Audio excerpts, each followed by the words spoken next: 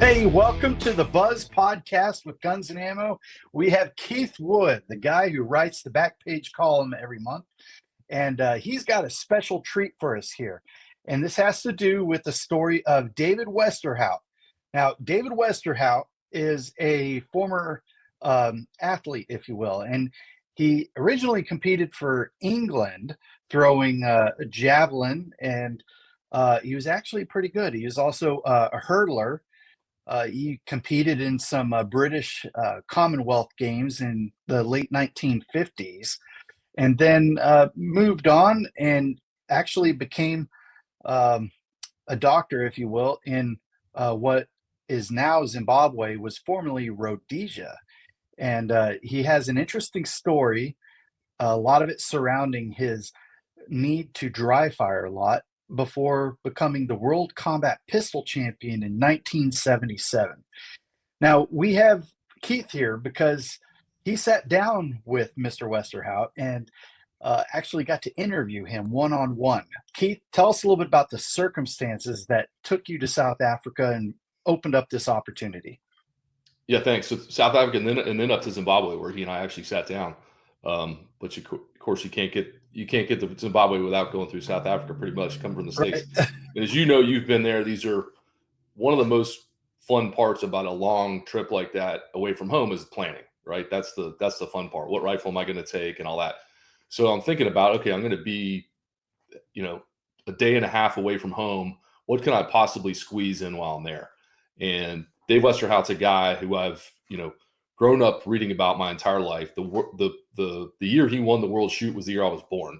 So it's not like I remember it, but of course read about it in Guns and Ammo and other places growing up. And I'm fascinated with that early period of combat pistol shooting and those guys who were really the pioneers. And he was very much one of them. So, while I'm there, I figured I would try to sit down with him if I could. He's an older guy. I, don't know when I'm going to get back there. And Ken Hackathorn, who has a long history with Guns and Ammo and is well known to people in the certainly in the handgun world, he had stayed in touch with him and gave me his email. I reached out, and Dave is an incredibly gracious gentleman, was very kind. Came out to meet me on the back end of my trip. On the front end of my trip, I actually got to have dinner with Richard Harlan, who's a very famed hunter from the old Ivory days. So had dinner with him on the way out, and had dinner with Dr. Westerhout on the way out of my trip. It was just a fantastic trip all around. So we met at my hotel. We sat down and had dinner. Guy walks in. He's 80-something years old, fit as a fiddle. Looks like he could still do the hurdles. Just an incredible guy, sharp mind, and sat down for dinner. And the first thing he said is, "Do you have to sit with your back to the wall?" He said, "When I used to have dinner with Jeff Cooper, he always wanted his back to the wall." Which here I am, as a little kid who grew up reading the Jeff Cooper back page in Guns and Ammo, and now I'm having dinner with one of the guys that Cooper used to talk about, and these guys, dine together. So really, really a neat spot to be in, and talked all about his life, and then sat down through the interview that we're going to see here. And that's going to be a great segue into watching this interview. Enjoy Keith Wood and David Westerhout. So we're here in Harare, Zimbabwe, with Dr. David Westerhout, you've almost done too many things for me to name them all, but track and field competitor, world champion pistol shooter, optometrist, Rhodesian SAS, Bush War. And the Olympics. Mustn't forget the good old Olympics. So quite the life. Let's start off at the beginning. Where did you grow up? I grew up in England, and unfortunately I wasn't really able to get into any sort of shooting sports because my father, the brother of my father, my uncle, whom I never met, was killed in a gun accident. When their father died, he was a hunter in Malaya, and they took some of his weapons into the bush to zero them, try them out, and there was an accident and one of them was killed. So my father was not very enthusiastic about my having any kind of firearm, even a BB gun. I didn't have a BB gun till I was nearly, I think, about 10. But it was so unsatisfactory that I started using curtain rod tubing and hammering the end down, making a touch hole, and using black powder from fireworks to make my own guns. And one day my father came home from work just as I touched off a round at the side of the house. And the bullet went clean through a galvanized iron dustbin, through the handle of a lawnmower, and through both walls of a garden shed. And my father said, if you're going to be playing like that, you're going to kill yourself. I'm going to let you have a gun, but you're going to have to save up your pocket money by cycling to school every day of the year, even in the snow. If you do that for 2 years, you'll have enough money to buy a .22 rifle. So that's what I did, and that was how I got my first gun. Oh, wow. My father made me work very hard for it. You earned it. It's because it turned out having a real gun was safer than homemade. Absolutely. I would have killed myself, I'm sure. And did you take to shooting right away? Yes, it didn't have many opportunities though. In England already, if you were lucky, you could get a farmer to let you shoot a few rabbits and that sort of thing. And I was arrested twice by the police cycling through the town with a rifle on my back at sort of 5 o'clock in the morning to go rabbit hunting, which is not a common sight in England. Right. Luckily I had a license and so on, so it was okay. But you didn't get many chances. People in Britain are not firearm orientated, really. Even in the rural areas. They know about shotguns, but right. Rifles and pistols, certainly not. Just different culture. Absolutely, yeah. And so at a somewhat early age, you got a fascination with Africa. How'd that come about? Well, I went to see a movie called Where No Vultures Fly, and it was all about a group of enthusiasts who were trying to set up a game reserve in East Africa. I think it was Kenya. Could have been Tanganyika, I suppose. And it was a very impressive movie, and I really felt I had to learn more about Africa, and shooting too, for that matter. And so the local library would get any book you wanted for them to read. If they didn't have the book, they would get it for you. And I pestered my library for 2 years, and I think I read just about everything ever published on Africa and African hunting. So it turned out your local library had more African literature than anyone in England, right? Yes, that was amazing. They couldn't believe this tiny little town had this huge collection of African, books, but they didn't mind. They just found it a bit irksome getting all these books, right. But they did it. And you were an athlete. Track and field. Yes, the only thing that I ever really did well was javelin throwing, and then I got injured. I injured my spine, and then I took up hurdling, and I then hurdled for England in the Commonwealth Games. Okay. So although I'm a javelin thrower, through an injury, I had to turn to something else. I was doing decathlon too, and I was picked for the Olympics, but I couldn't go because of this injury, unfortunately. Oh, wow. But you got there later. I got there later, much later. Right. Yes, much later. So you decided to become an optometrist. Yes, I did. I went to university when I was, 18 and a half or thereabouts, yes. Mm-hmm. And then you finish all your schooling and you decide you're headed to Africa. Yes, I mean, this was a thing. I either did it then. I mean, once you start settling down, having children and getting married, you're not going to make it to Africa. Right. So while I was still single, I decided to come, and I saw a position advertised. I was interviewed in London, offered the job, and I came out, and been stuck here ever since, really, because it doesn't get out of your system. Once you live in Africa for a while and you go in the bush and you sit around a campfire, go with your friends hunting, even just game viewing, you don't want to go away from that. It gets a real hold on you, Africa. It's a special place. Yes, I think so. What year did you move here? 59. 59. 59, yeah. Okay. Mm-hmm. And then, so in the optometry practice, at what point do you become involved in the military here? Well, we had a so-called War of Independence here, where the nationalists were wanting to take over, and we had all kinds of military service. There was conscription. Mm-hmm. Just about every able-bodied male was called up. That was quite funny because they called up everybody to the age of 40, and then it got more desperate. Then it was 50, and then it was 60. And I remember once coming into the airport in Harare, or Salisbury as it was then, and there was a sign, always a sign saying, will all male travellers under the age of 60 report to their military commander within 7 days of return. And this had gone from 40 to 50 to 60. And one trip I came back and some wag had crossed it out and written 90. So we were getting pretty desperate there, yes. But you didn't go say, okay, I'm going to be a military optometrist. Oh, no. You went the harder route. Tell me about Well, Where did you end up? Look, I was an optometrist in full-time practice, and we needed people in the military. I was first of all involved in the police anti-terrorist unit, and then the commander of the SAS unit here, that C Squadron of 22 SAS, asked me to, or had me transferred from the anti-terrorist unit to the SAS, where I was mainly involved in training people, obviously, and I did have some operational experience, which was something we don't really talk about, was very exciting. Right. Yeah. And what I think a lot of folks don't understand is the then Rhodesian SAS was actually a squadron of of the British SAS yes, until right. the split. Yes, absolutely. But then when Rhodesia was an independent country, the unit remained, but it was no longer attached. Yes, that's right, yes. parent. Although there was a very close collaboration. For example, our commanding officer had been over there and done courses there and so on, yeah, absolutely. Any good, and I know that the politics of now have changed a lot. Any amusing or good stories from those Bush war years that are? Oh, well, there are probably so many, and there are lots of books written about it too. Most of them not particularly humorous, because it was pretty serious business, of course, but there's always some humor to be found, mainly with the recruits we had. Because we, unlike most military units, specialized units like Special Forces, who usually take people from other military units, they've been through basic training, we didn't. The 22 SAS C Squadron here would take people straight from school as school leavers. Some of them were 17 years of age, just come straight from school into the squadron for training.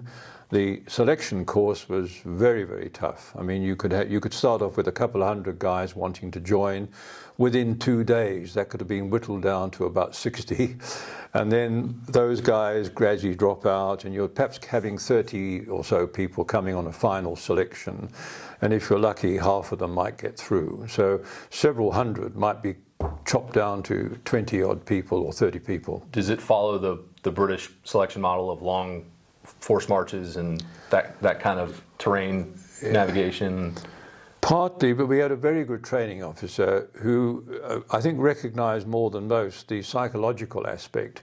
You've got to be able to be cool under pressure, and they do things like in the middle of a dreadful march where you've been walking for hours with a huge pack on your back, and they used to load your pack. It didn't matter what you were carrying. They put, steel shot inside it to make it heavier, bricks and things like that.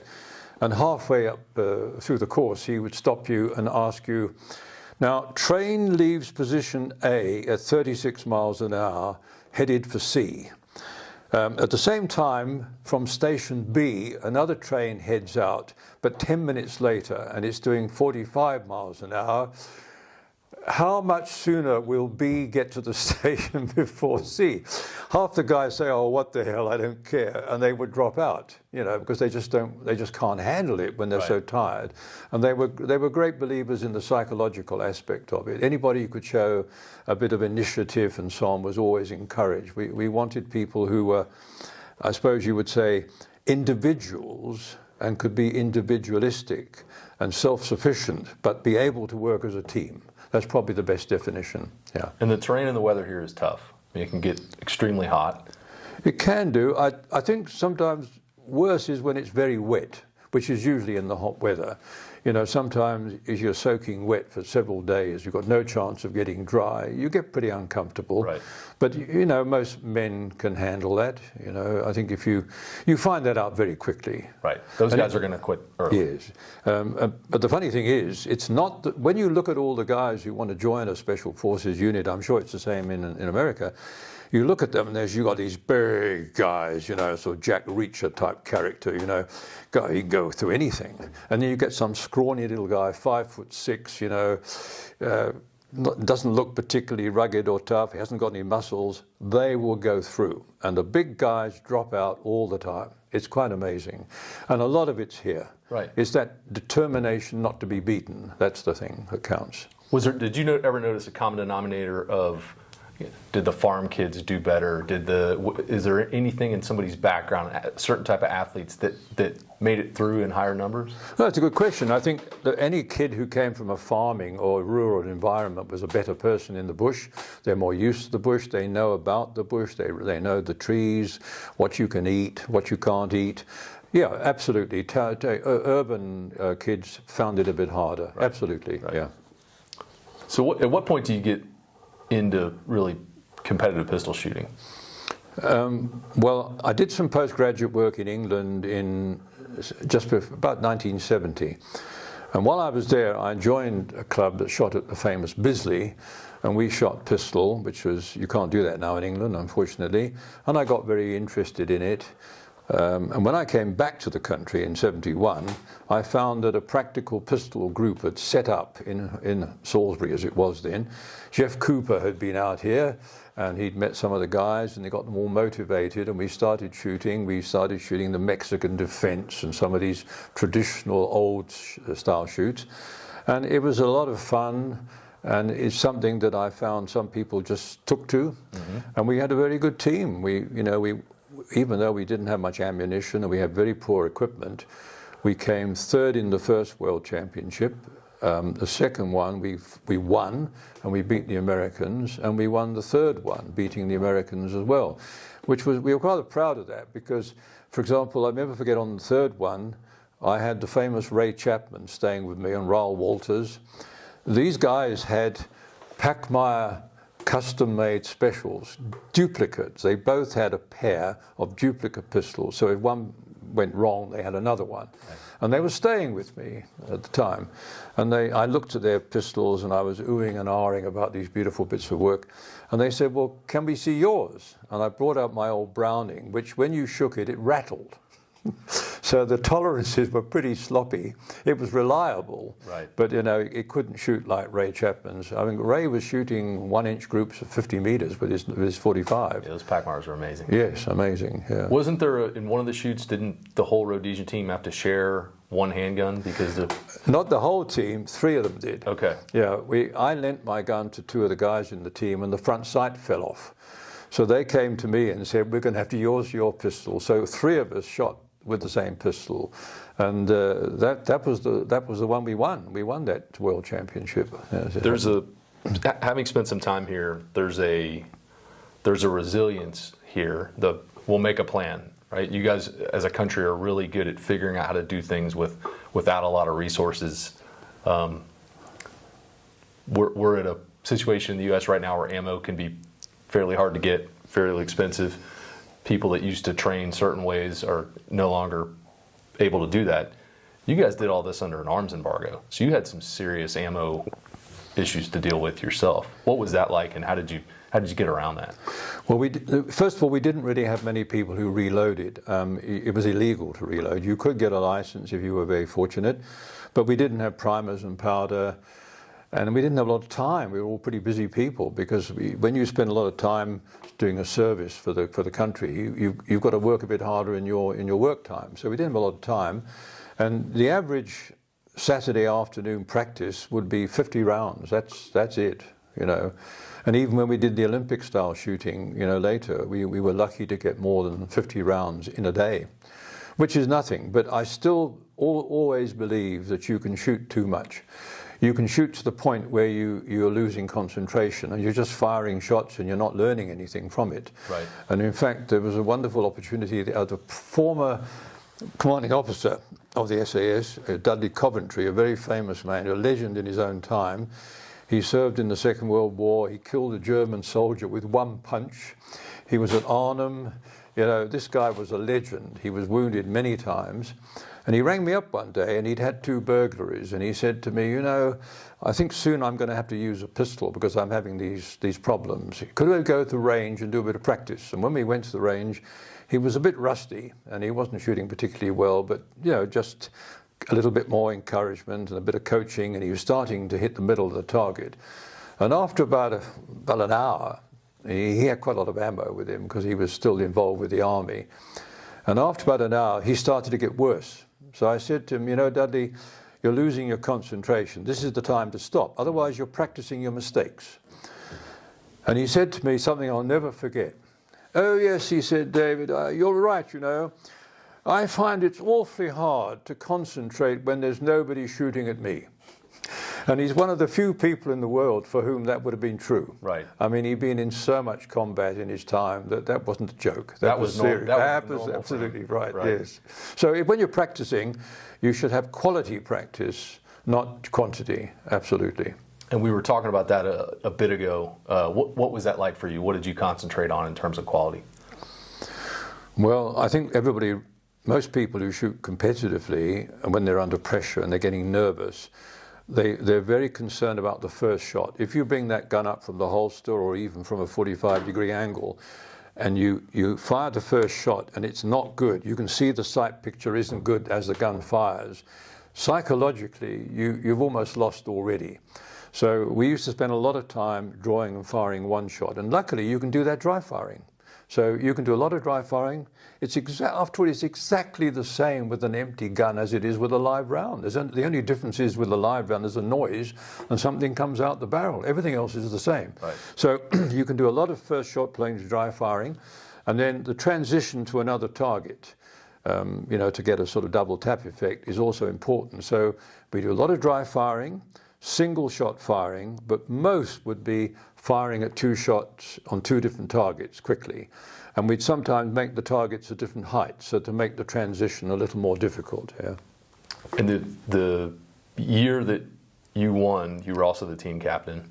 Yes, I was. Yeah. Tell me about the Browning you were using. Anything special about it? I read somewhere it had a sight rib. Yeah, but that's an interesting. I got a bit upset because I think it was Ray Chapman said that I had a rib on it to make it heavier because I couldn't handle the recoil. Well, honestly, I've never had a trouble with recoil. I'm quite a big guy. No, what happened was we had no gunsmiths in this country. We had a couple of army armourers who dealt with the FAL rifles, but we didn't have anybody who could do really good gun work.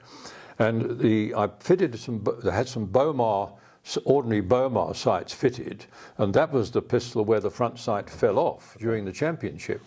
So I wrote to Gil Hebbard, I think his name was, who used to sell stuff, and it turned out that Bomar make a rib that just you bolt onto the on top of your action, your slide.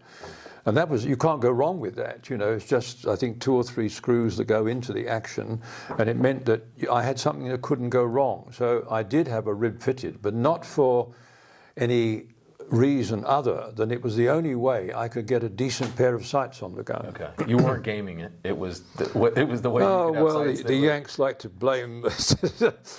They like to allege that we're all trying to go around the rules, but no, absolutely not. I mean, I'd recoil from a 9mm. I don't think that's a problem for anybody, is it? And did you shoot minor power factor? Yes, I did. Yeah. So you had to be just that little bit more accurate because of although, if you're in the A ring in the middle, you're all right, absolutely. And for the folks out there that maybe haven't shot competitively, power factor is a formula that basically makes sure you're shooting a gun of adequate recoil for fairness. Well, there was major and minor. That's right. Well, you know how that started? It started with Thel Reed, the Hollywood trick shooter, being at a combat shoot. I think they were doing the Mexican defense, and Ray Chapman was shooting his powder puff loads. And they were getting a bit fed up with these powder puff loads. And I'm a friend of Ray's, he knows the story. And they walked forward, and the range officer and scorers were scoring the first target of the Mexican defense. Ray was with them, of course, watching. And Thel Reed and his friend, whoever he was, walked forward, and they saw a bullet in very pristine condition lying on the ground that had been fired, and walked up to target and, for a joke, stuck it into one of the holes of the target.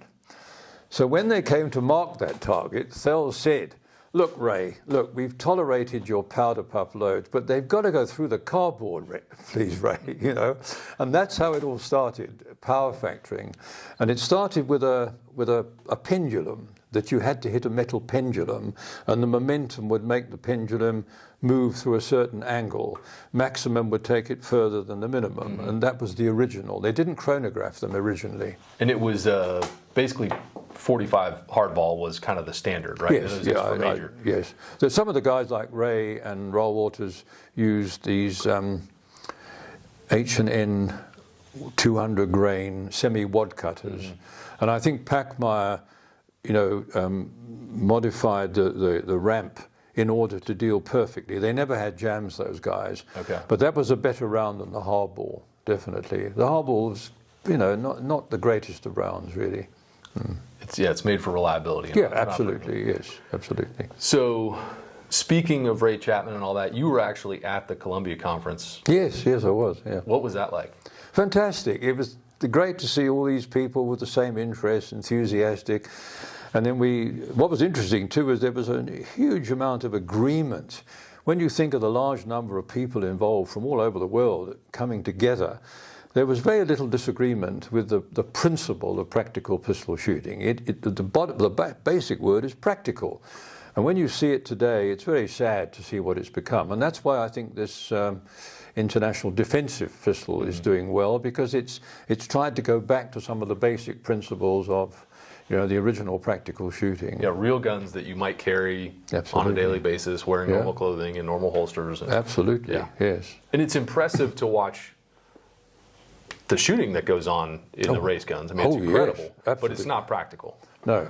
The one that really annoys me, some of the shoots are, make some sense, but the one that gets me is the moving target, where the target goes in a semicircle like this, and you have to shoot it while it's going, and it disappears behind something in the middle, probably a hostage or something. And this thing is going backwards and forwards. Now, have you ever seen you call him a perpetrator, go from here to here to here? I'm sorry, I don't think that's practical. I really don't, quite honestly. What were the stages like in those days? Like, what was a common... Well, one thing that they don't do anymore, which I think is very basic, and it's a good thing for training people, is the standard exercises. Starting at, 3 meters, one shot in 1.2 seconds from the holster, and then moving back to 3 meters and so on. The time's getting a little bit longer each time, and then going right out to 60 meters, because every now and again you might have to shoot at 60 meters. And that was good. That was a good test of, reliability from the holster, because if you mess up, even at 3 meters, you've messed up. It doesn't matter how close the target is. If you've fumbled the draw and you don't make the time, the targets have to turn, of course, obviously. Right. Standard exercises are a great drill for people who want to improve. And we did the usual thing, shooting around barriers, shooting left, with a weak hand and so on, moving targets. But what we used to love in this country, because we got the bush for it, were these jungle lanes where you go through a course down a track with concealed targets, and you've got to first of all see the targets and then shoot them while you're on the move, reloading as you go. And we had a lot of those. House clearing. I think we were the first people who actually had proper rooms made up of canvas where you couldn't see where you were going, and you only saw the target at the last minute. And it wasn't a surprise shoot, because every team was given a drawing of what they'd be faced with. And that sort of shooting is very, very practical, very practical. Yeah, I've heard the match here described as being extremely athletic. That there was a lot of movement, a lot of physical elements versus the stand in a box and shoot. Oh yes, because that was the thing that Jeff Cooper, if you look at the original principles of practical shooting by Jeff Cooper, he laid them out in one of his articles many years ago in one of these American journals. And one of them was the ability to shoot while you're moving and to shoot after moving when you're out of breath. So we had times when even the Mexican defense, you shoot while you're moving, and that's not easy to do. And there was one part where you had to climb over a barrier. Now that wasn't new to us. They'd done that in Salzburg in Austria the year before. Okay. Most unfortunate, one of the guys climbed on the barrier and found it a bit difficult, rested for a moment, and then jumped off and broke his leg. And that's rather dampened people's enthusiasm. But one thing I really admired about Jeff Cooper was that when we had a big shoot here, there was a lady who said, "I can't climb over the barricade." And the barricade had lovely holes in it, where you could put your feet. It was quite easy, but she just wasn't athletic, and she said, "I can't do it." So Jeff Cooper said, the only reason you go over a wall is to save time going round the building.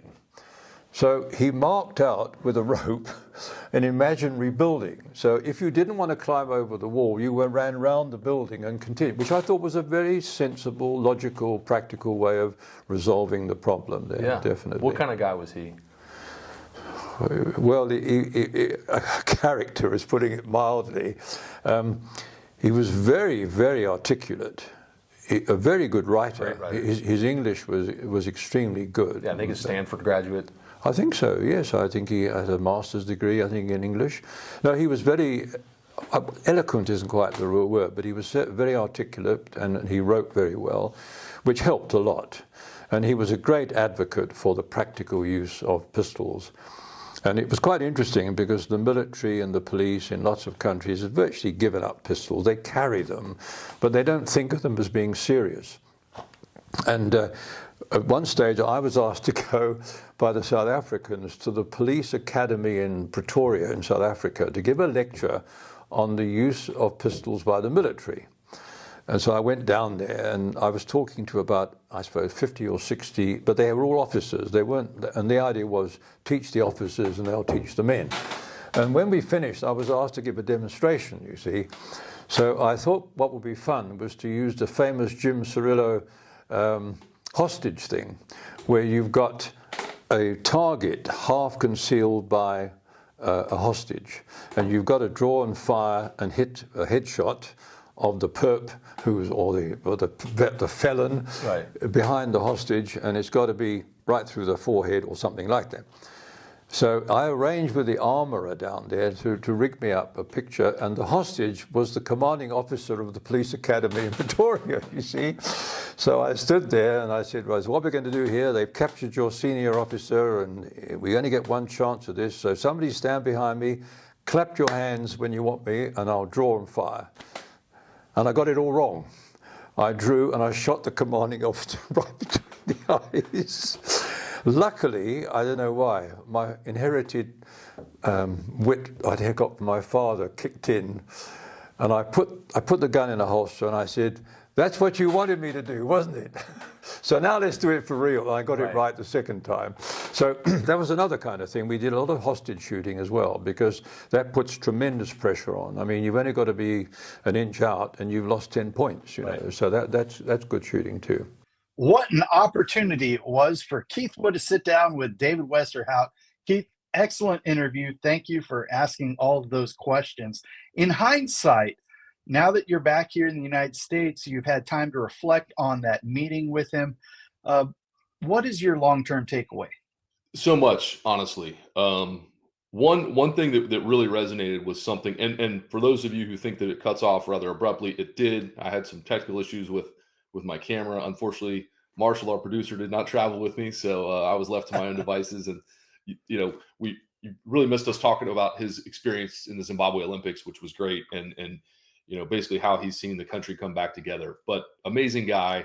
But what stuck with me most was he and I have stayed in touch.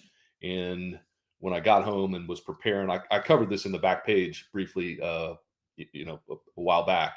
And he said in a text, basically, enjoy your freedom being an American. Like, don't take for granted what you guys have. And sometimes it's easy for us to take it for granted, right? It's easy for us to worry about the latest attack on the Second Amendment and, things are happening in this state or that or whatever. And it's terrible. And of course, we have the right to have that opinion, right? We want to defend what's ours.